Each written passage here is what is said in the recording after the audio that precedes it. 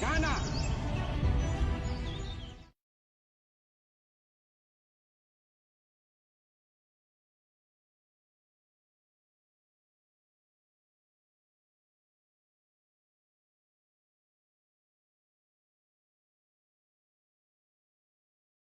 Aban biya ni wa abone homoden Essing Akufo-Addo aban ye ba bam in 2016 AstroTurf na e Ghana na ye just three AstroTurf from 1992 to 2016 so many years MPP ye buy from 2017 January till date ye besi mu ye building 150 AstroTurf that is sports infrastructure na ye banu stadiums are and Kano 10 traditional regions, stadiums, youth resource center, and National Youth Authority.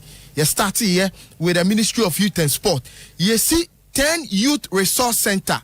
This year, 6th March, Koforidua, one of the youth resource center. And I Independence Day Parade. Last year, Volta region Adaklu, Ekosu Ukodoma Hinkra. We have one of our youth resource centers, a northern region, Yendi. Chese Oyi MPP Aban Akufo-Addo administration. Every sector by sector, from health, agriculture, just BBR, the records are there to show. Na mini found kwetri. And na minu kasei. Yebeha na dumsono eba kakra. Maybe oho na light no call off. Maybe oho. From 3 days ago, Electricity Company of Ghana, in conjunction with Grico, any Volta River Authority, the releases by say CCIA coin. Omwe to me asolve part of the challenges are na Emma Yenkaniano Edundum. Entina in the vision of Dr. Alhaji Mahmoud Bawumia, Osi Oba Obe create 20,000 solar megawatt energy. Solar and wind energy. Here, Nancy Ariani Bopa, Ariani Boshing Crofokwa. Dr. Mahmoud Bawumia in his vision, outlining his vision on 7th February 2024. Our UPSC. Catch the Ghana for say Ghana for Mobi and Suru say Nyameya Dom no bar. Solar energy, ni wind energy, ni the Akika Honubia. Can you be jinaso 24/7? This and is I got what for say or Mobusasa and one chassis and Yenisisi and Uncle 2024. We need a vision of Dr. Mahmoud Bawumia, and this is not the vision of President Akufo-Addo. President Akufo-Addo vision is say yeah ba bemuno na dumso ewo ho. You catch the NDC for say dumso is as a result of nasika bia omuntumi to crude near the ade. It wasn't as a result of generational capacity. You catch them on record. And we kaya on February 2017, na still na dumso koso. It took the vision of President Akufo-Addo to put measures in place. To me, at the solve such challenges. No, and the abano sa niamani dia. Yebeka chere Ghana for say this is a new vision that it is coming. Dr. Mahmoud Bawumia, yadeba obianim say possible. Meaning found kweche passport office in 2018.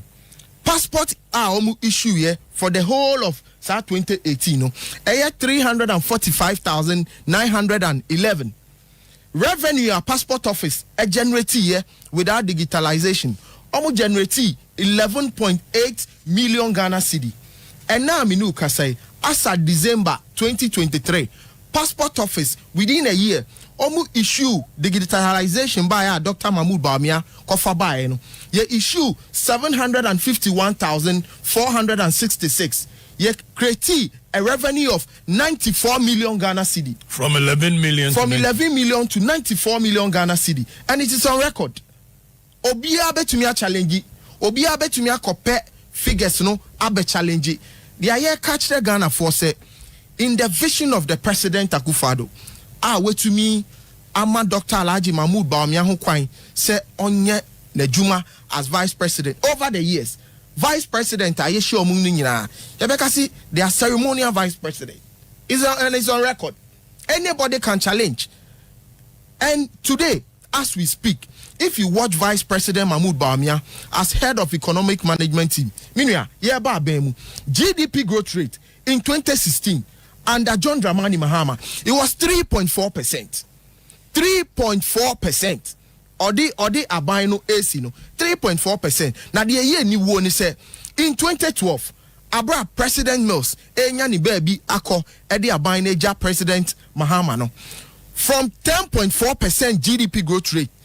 John Dramani Mahama beso mu sa went to me anya he ebo Ghana from ebo aban from edi about 3.4% in 2016.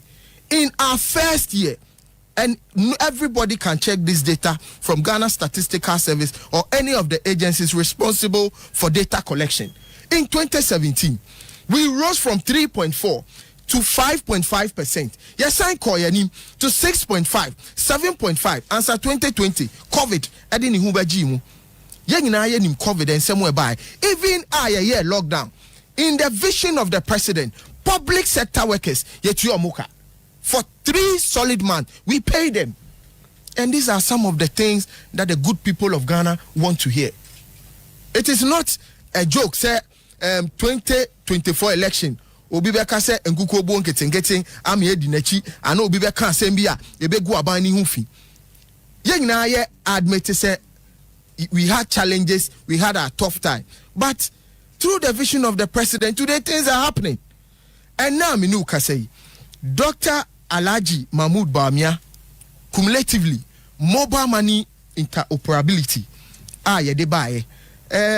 Enkana usenis kakra na adding.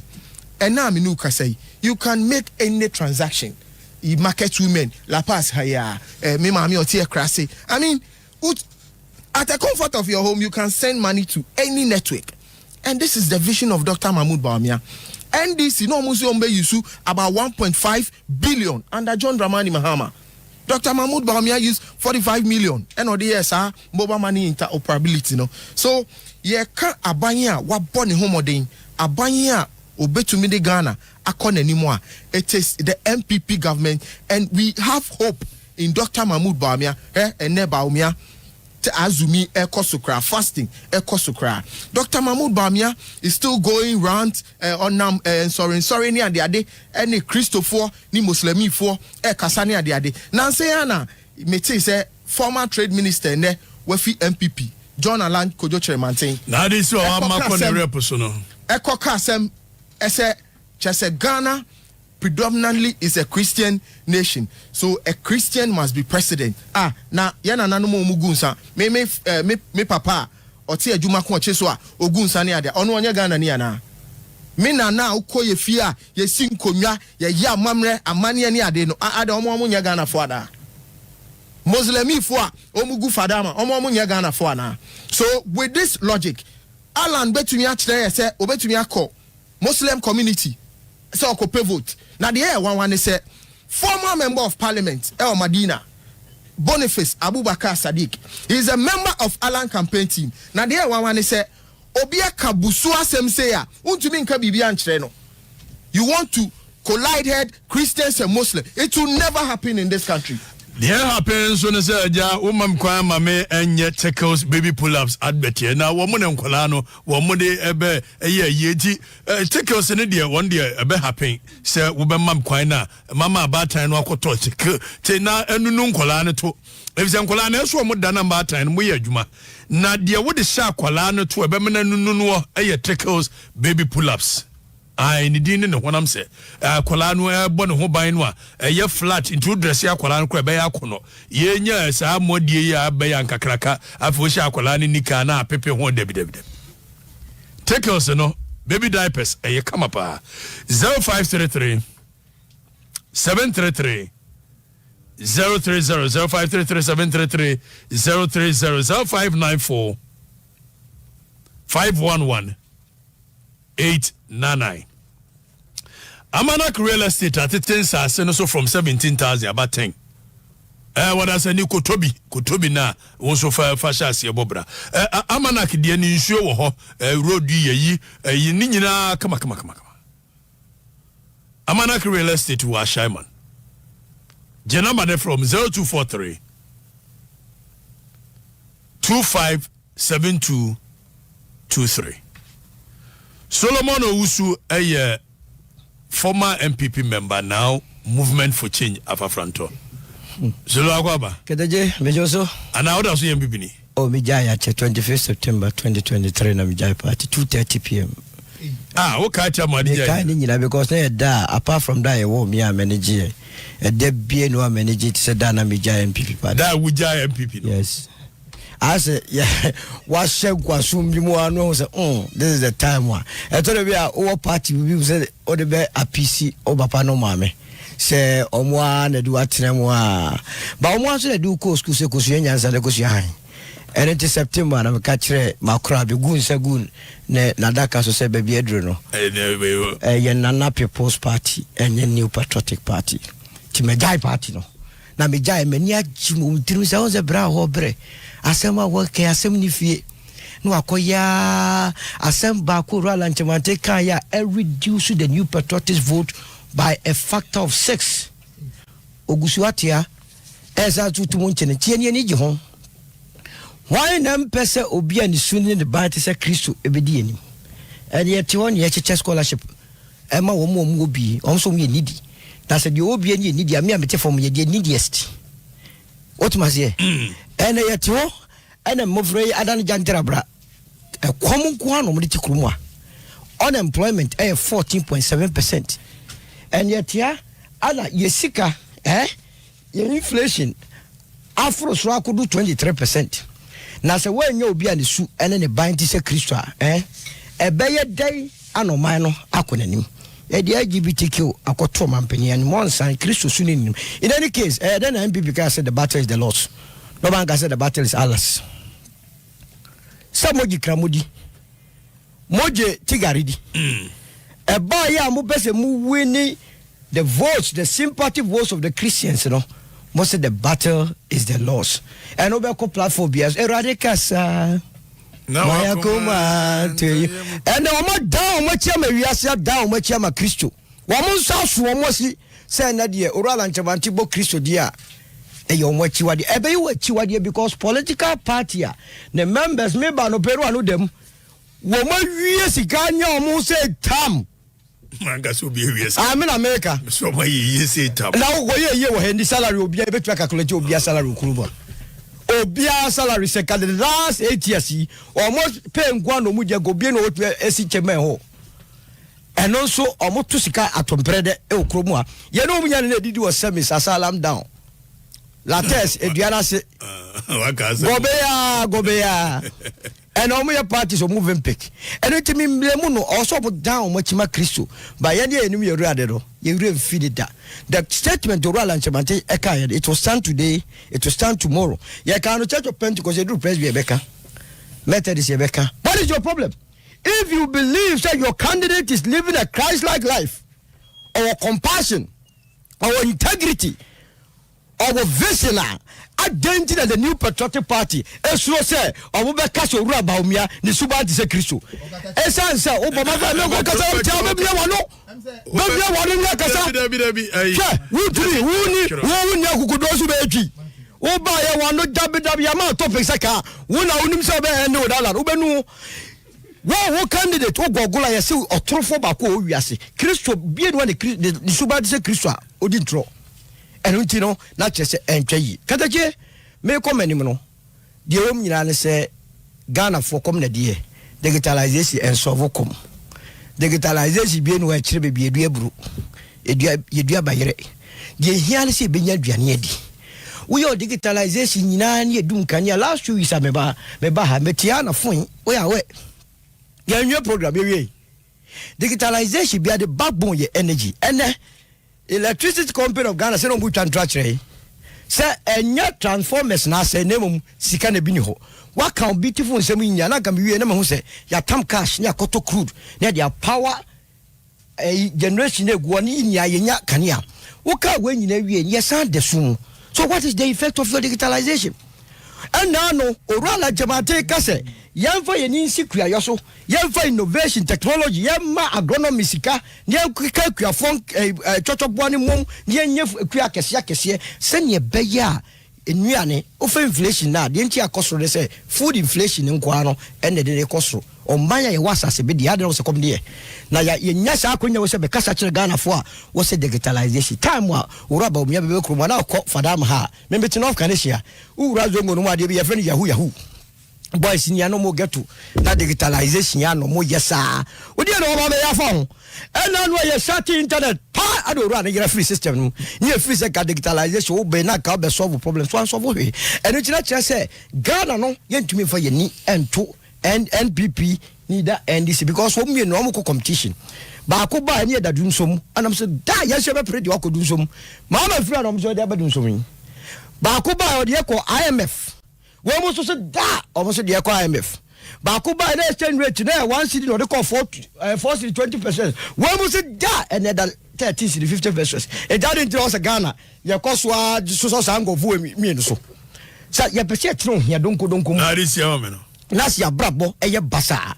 The only thing is about ya koswa to aba ama NDC MPP. Now mo pa amemo papa di mpuntu enya just osesa o di mpuntu atro eni nipa no a woni se obehwe obi ate se de ni su ene ne ban te se kristo ayu rala nchemantia o body di ogogola de yi ba ne se 1D 1F automobile industry Friday wear Africa Continental Free Trade Friday one are buy who's now ground on your MPP no ya launch Friday wear na MPP for be ada support na na kufa do kwano gesi sata na ora ba obi na NDC no mu gesi and Monsaso and your card man 2018 man card 2008 that card ko efe chance on NDC na me no minimum party mu bia mu gino what am go fa ekwado go na beli di mu I don't have a problem but what I'm telling you is say you cannot compare Uraba Umia to Alanche Mate when it comes to credibility and competence and only Christo mame go na minimum man ruby manu yakwaba ye no mia me nua no mie ni nyina nti we no bo we ya na we abo na mhwe ndi mia no hwie nyi ayasomo kaleje ba mechia o hu ye mejo so na mechia me nua solo so former MPP member offer MPP man chan 2 years na me nua jese bako ono so me jese we doctor ho ono so ba mi ani aid doctor jese bako yes ba mi ani aid bako MPP ni ndi MPP for the so mo ko masama say na eduka daya so loti hey our trade industry ono say to so or contribution to the transport sector of this country anawnim trade and industry under 8 years the trade and industry and minister of transport no na hoda bia nti amambo no wabubi pa wabubi adan na anya alanda bia mu wo no way na say we mu wo Johannesburg we mu na mo bilateral multilateral talks na no kan bi enti ayeyo o kan bi na Jesse Bako so ono so da bia oni ba mi amune na bush almost from the digitalization so lokai ye hu hwe but see I am say mami chan kwanta for and that's why I do 30th of the fasting me say china de e be wie fasting no na Prophet Muhammad sallallahu alaihi wasallam peace be unto him na Wednesday nyina kwa bompa e bokase de amanyame say o mampani John Dramani mama bai de e be na me chan kwanta sa for ni otiri for nyina me just say yes mutima yes mu kwanta won say curfew na e ho no you have to also put in a it's still there now when you say the major problem is curfew no they say it started from 5 o'clock to 6 o'clock and you remember 5 now when you say it's just work with on him pass alone him me when I won't call that with your own I've gone to Kratin tomorrow a very deprived communities it's not a community where obebesi ni fie with toilet and bath and running water 24/7 now say about 5 o'clock na ko kan tuma no ka single room na say go person kwa jawo na ya say on jawo na just a rubber bag na here flying yes we be so the same thing na say bi almost obi so ho ni yere ni nkwala tra na 4 omo nyina mu one single room na these are times so heat no ho and by 5 o'clock no ko shut them sa to the following morning 6 o'clock and na what me pie. It's more like you being convicted in a particular environment, even though meaning say there's a security analysis somewhere. Na yenya to kwa isu. When tie say na make an tie say omunja but me gidi say ankabe ya yamfa fasting when pleaded to the authority and the National Security Minister of Interior and chairman of the Police Council who is Dr. Mahmoud Bawumia. Sanka and they only say fasting they should review small for man say they should lift it totally. They have a security they should common time and every 8 o'clock and 9 o'clock na kwada. Sanka ni dey make me satana onyo na jukakra. The following morning. I mean, say people are lamenting, spoiling a lot of things. Schools and all that things are not running as they used to be there. And young Kwanta, you know, it's my constituency. Temesre na menim so also your hine die only regional house of chiefs for so bekasa. We journalists for only answer for so bekasa. Na also politician here. Yeah, famisia. We walk ikakwe. Say enkwanta die say nyese makoka asem mama. Me ho akere me a enkwanta die kam to e bomba ko.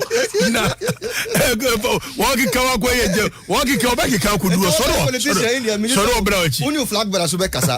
Ono so here the chairman of police council and the leader of the MPP Dr. Mahmoud Bawumia. I think it's that he worked closely with the National Security and the Interior Ministry. I'm not supporting said they should leave it totally because a lot of people lost their lives in that constituency. And the situation is bad as it used to be though. And it's bad. And that is why sometimes the kind of things we fight about, you wonder where bedina fascia would do we announce what do so dear. No nice, beautiful.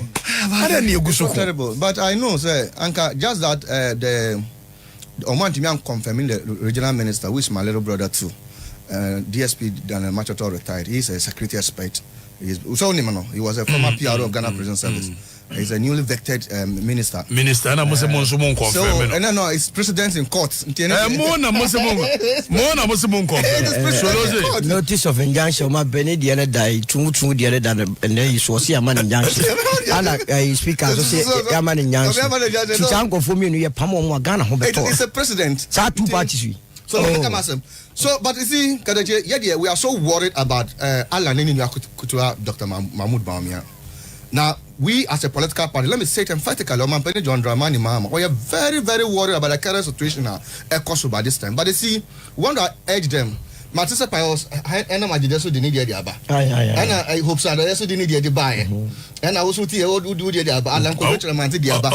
Pios in India, I say. Muslims will be very powerful under the regime of Dr. Mahmoud Bawumia. What kind of simple cry? Any problem there with that statement? Yes, Muslims will be very powerful. And to also the Abba, Alan the Abba, Dr. Mahmoud Bawumia the need the Abba. You see, the MPP can't. Why do we still have these conversations? So that is why President John Dramani Mahama is worried. You see, we are a Congress. We are not a political party, we are a Congress.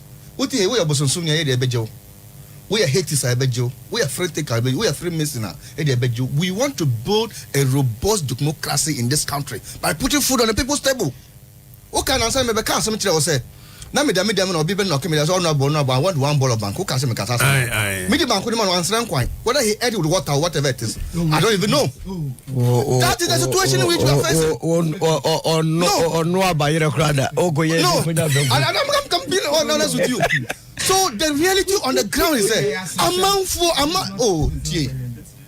so me just microphone. I quoted Solo's statement me quoted Solo's statement and say Solo say first no call Osuso Okopa show for now by 2 o'clock no money Solo bande ebo 11 who do shower for I don't go other than who do so now see Brian Kwe. See, the situation has become so worst. And that is the reality on the ground. Oh, that was Dolos. Or say, I'm a kind of, or say, Okamu or Sua. That's what you do. Okay, so, I just quoted your word. So, I said, my Patakude. I know Tim Wano, Omuko this kind of Omunbanko, Omulidan, Ubakwana. That's what we find ourselves. Bakubi Jina, a year koala and any more. Or excuse me, or yeah, or did him with no phone, but do no funny him say, so, but Baku, there's a special one. What was on in the market was. But do one excuse me or him no for. Now I'm going to say here was a new for only 1-2-1-2. Hey, now say wow, Sammy Bank Tower, hold on. Traffic like now, hold on. I saw a very nice, beautiful girl. In fact, the lady was so pretty. No tongue, I told you in the camera cut it. And I made Bisa and say, Miss Stop here and say, now why are you selling this? A very pretty lady. No, in the car they train me. Could you imagine? Not so lady, no, yeah, you might tell her 2 in Capital Bank. No, I tell her 2. Wait, tell her 2. Capital Bank. Yes. Nis what on attack in the car. No, collapse bank no near Juma. So he resulted by selling Okatakyie Afrifa Mensah. You've been encountering very weird. Yeah, but you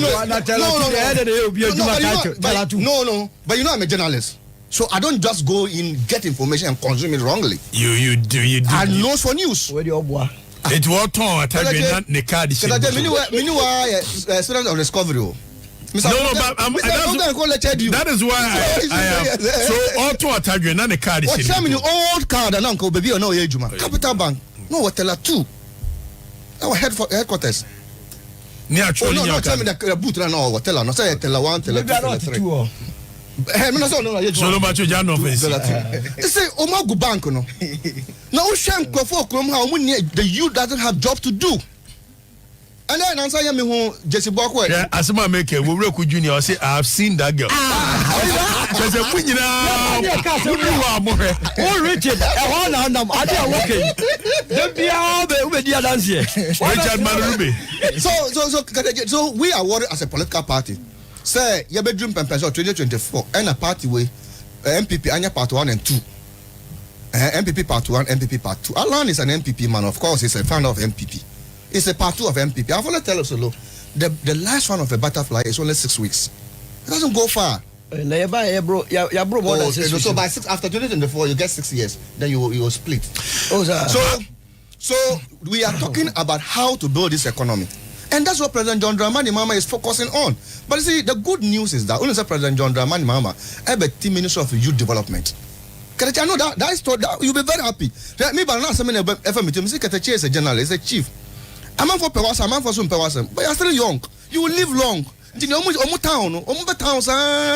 be 100. And the MPP. And you know he need so about one time. Yeah, but what does Anthony Hinidachi? Wait, what So the point is that so when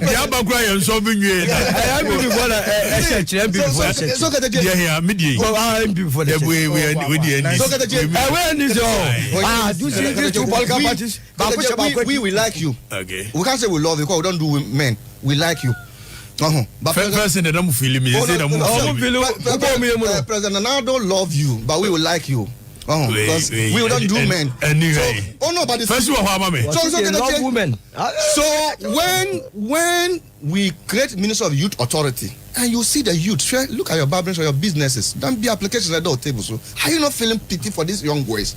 Can I just go to drinking spot? Like the whole place is full. They say among boys no alomo bitters and emfao. This is we bitters. They are all confused. You see, no jobs for the youth, no food for the youth, no sleeping place. Because they just go to filling stations. But when young guys are wearing Juma ministers now, or mobile is in Omachi, 5 hours is in the back. It's mosquito net. They are going to sleep there after the close job because they can't pay their rent. Mami finding out so heba ayaba heba manurube eko ba heba me finding out. Now me finding out me who spinal cord do the kwa wamba sobia ma. Dislocation of arms here try to sni nyina yebe sobia ma. When we go to ya yesi fabra ba heba ni enye ho adwuma nyesa won sa no atititi ba heba we oye obesori bia no otwene mu no ofe ne se jai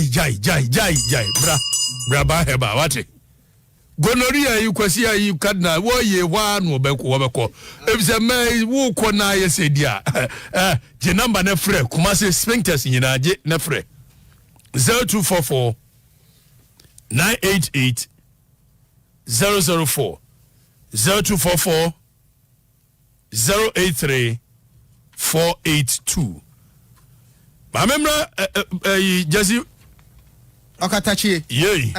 Say ensem bia minua solo ene minua manrubi aka no enye bibia eto asum because o hwe ba bia minua no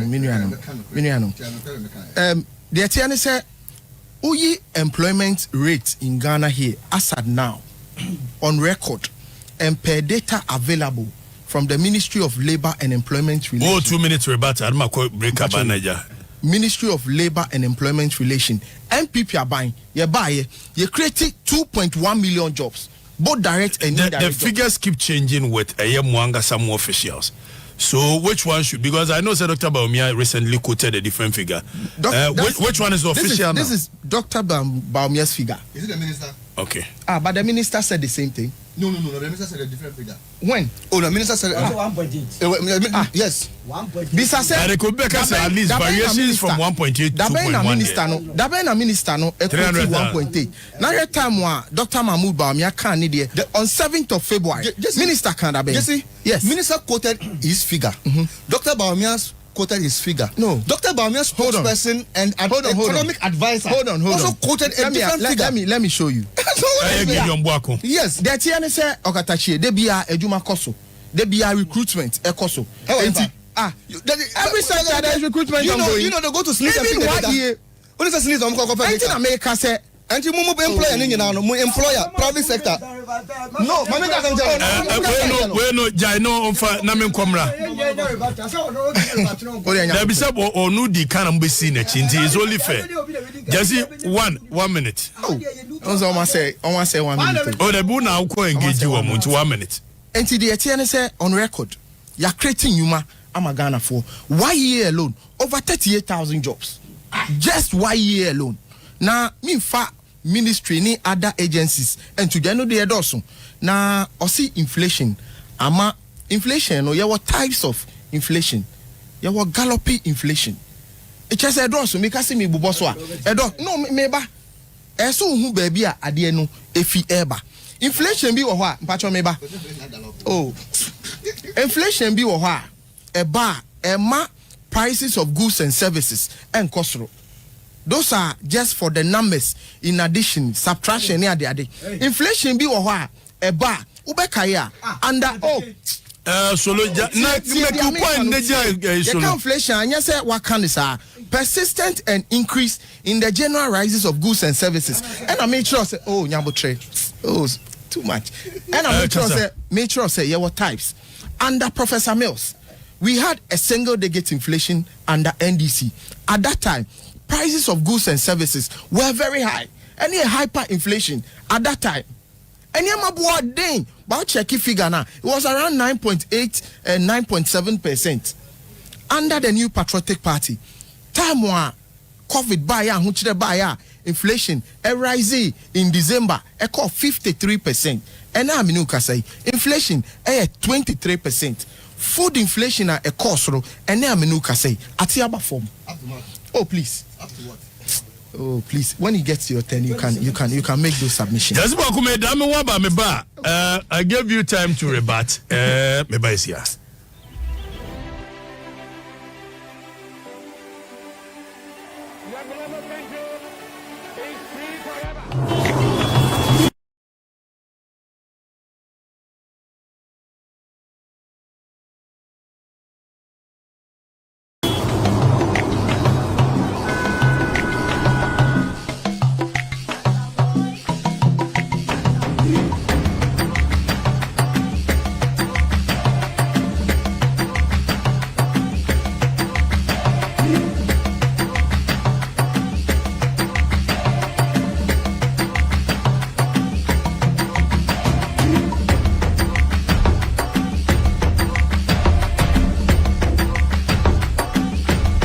The new GTP New Style Collection, created to celebrate our identity as Ghanaians. I am made in Ghana. Me free Ghana.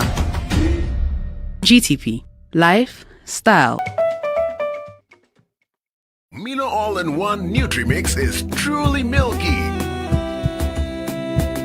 and contains calcium, so no need to add milk to that rich, creamy cup. Grab yours now. This advert is FDA approved. Bro, I will always take you serious. Then I'm more trust me, sir. Malaria drew Lumitrust no. And nam a ye jumankasa. Enti sa Lumitrust wo ho a etumi malaria say. Me ka kire mu say Lumitrust Forte. Eni Lumitrust DS. Ye yem penfo de. And Lumitrust Suspension. Ye yem bofra de wo ho de. Se mo koye test na malaria wo mu a. Mo hu. Enu an sa mo kopa bi ato. After 3 days no a won fa nwie no. Na ho ato. Lumitrust Forte. Eni mofra de Lumitrust Suspension. We can trust it. Lumitrust. Ewo pharmacists ni licensed chemical shops. Mopadodo a Monfre Pharma Trust Limited. Ana Monfre 0561 088 666. Ana 0561 088 663. Lumitrust. an effective anti-malaria you can trust. FDA ahwehwe sa ejedi nkrato yi mu agyatum se eye. Amino all-in-one Nutrimix is truly milky and contains calcium, so no need to add milk to that rich, creamy cup. Grab yours now. This advert is FDA approved. Okatakyie Afrifa Mensah nie. Ijo 102.9 suye. Asete. Wotiasia.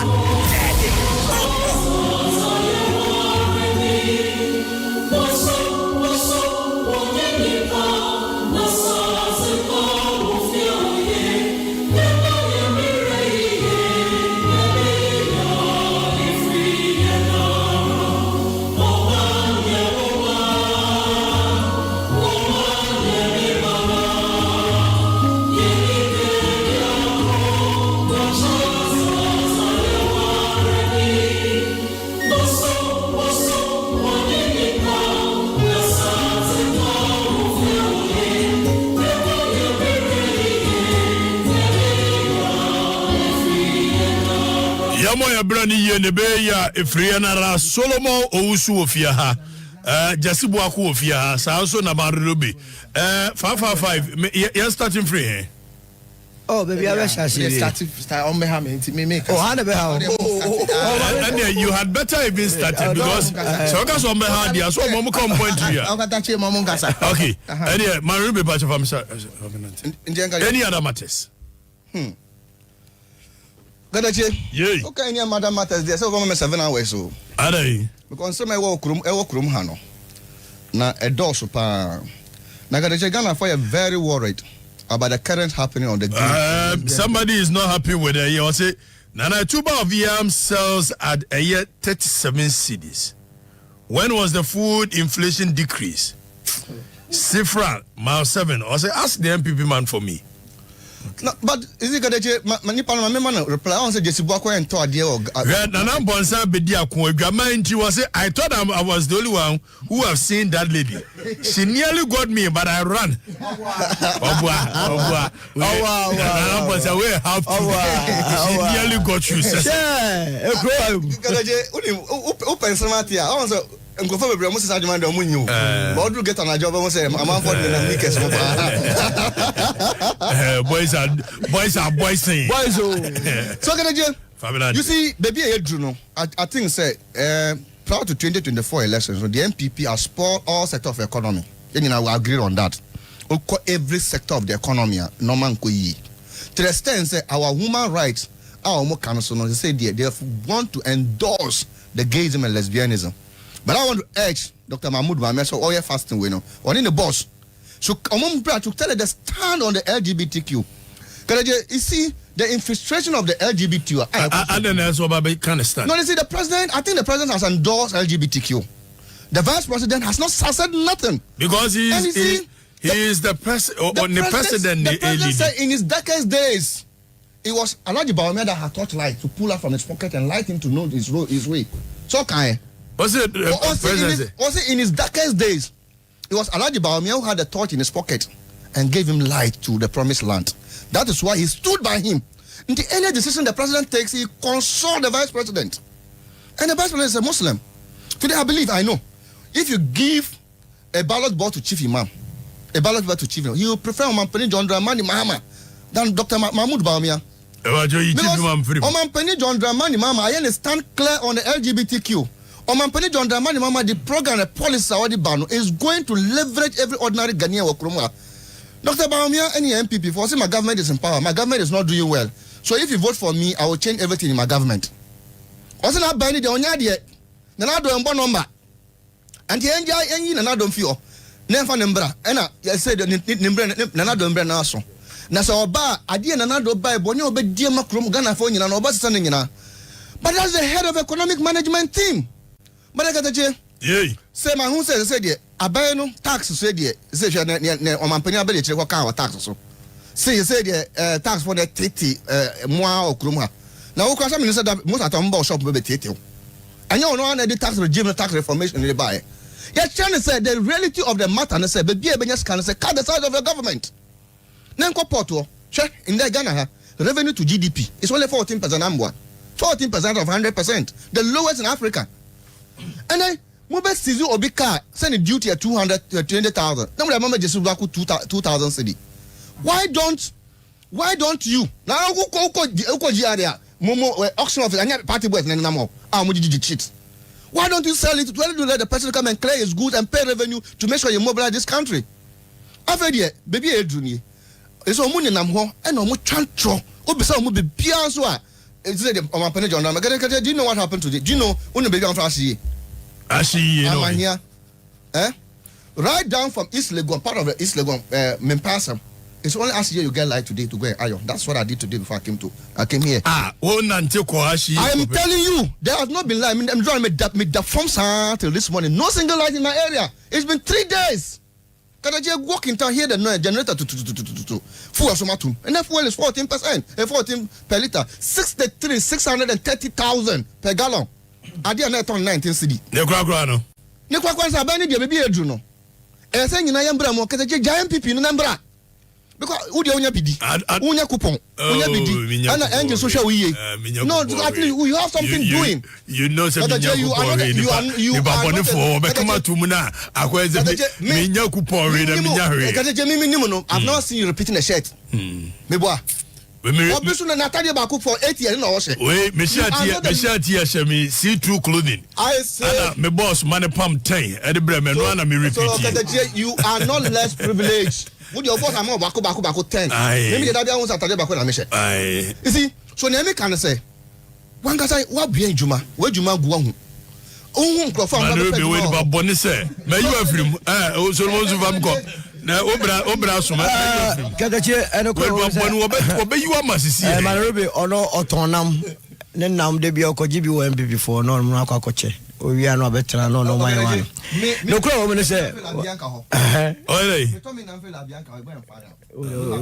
la bianca na wo problem on ton now until you see I'm telling you ba me man kwa man nka say we so otwe mi she mu no Okatakyie me ba na ne fifi bo afudi nkomo bi okoko na oti console chia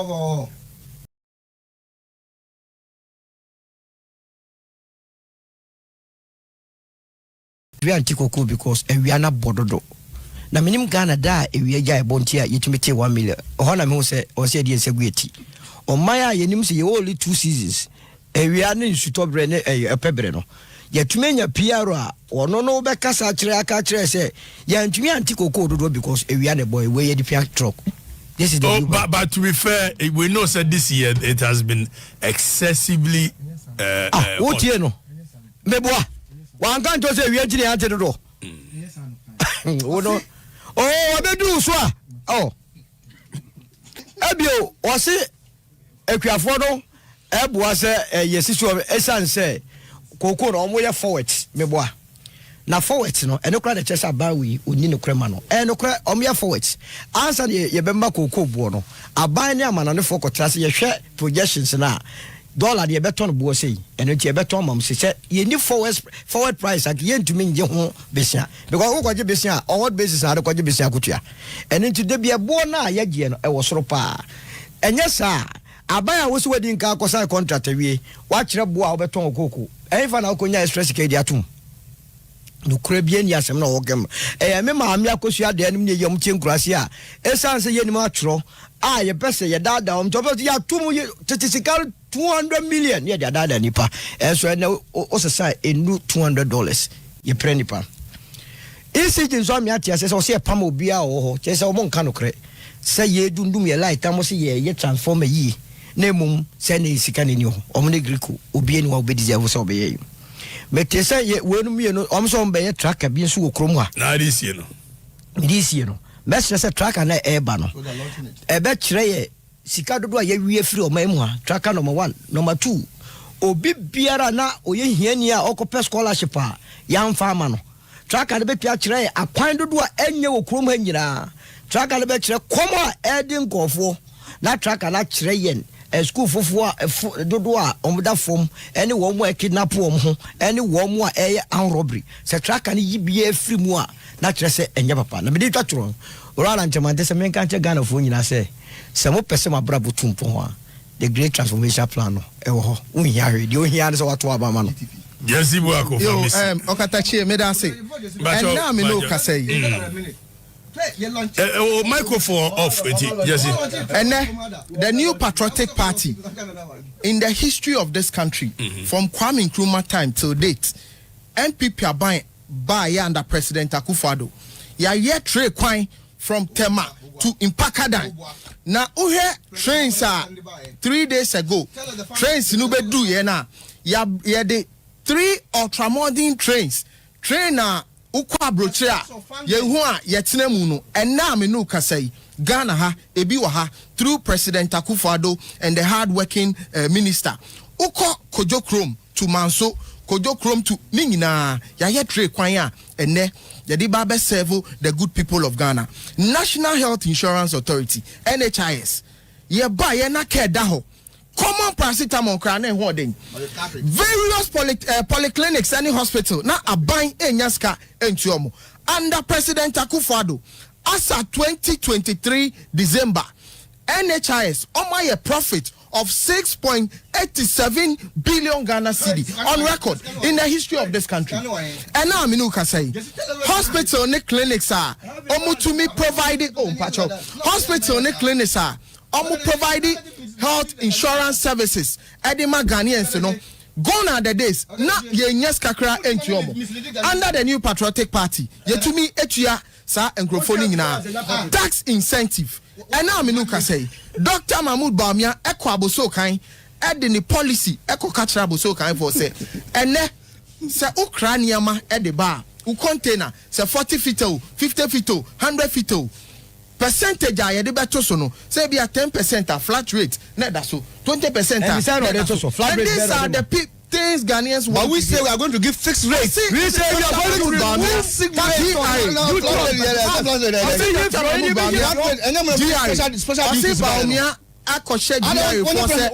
The tax and that is not true. When you're vice president, Dr. Mahmoud Bawumia has never enforced anything on GI. The mode of collection. And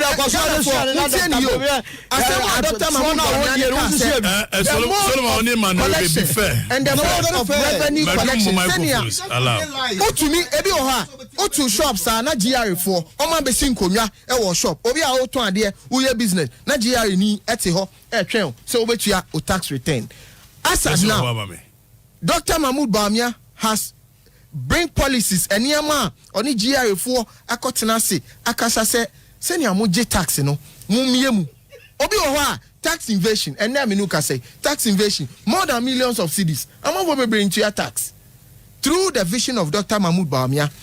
The rich and the poor, everybody will pay tax. Ebi oho na ehia for no kwa and etua tax na GRA for no kwa no matwe omo pen omo pen ten yeah osifie mama nkan chiro video ekoso I'm not video discussing. It's not part of my it's not part. So let's leave it there. I understand. Let's leave it there. In living it there. Asemo American he say okay, but Anya no credit. Midimafo okwase maira agra midimafo okwa